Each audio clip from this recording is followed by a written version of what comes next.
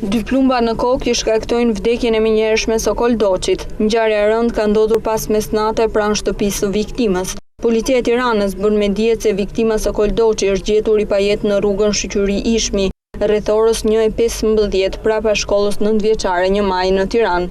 Gjithashtu mësohet se ai është qelluar në momentin që ka parkuar automjetin nga një person i cili ka qenë i pamaskuar dhe i cili është larguar nga vendi i krimit në këmbë, duke shfrytëzuar errësirën.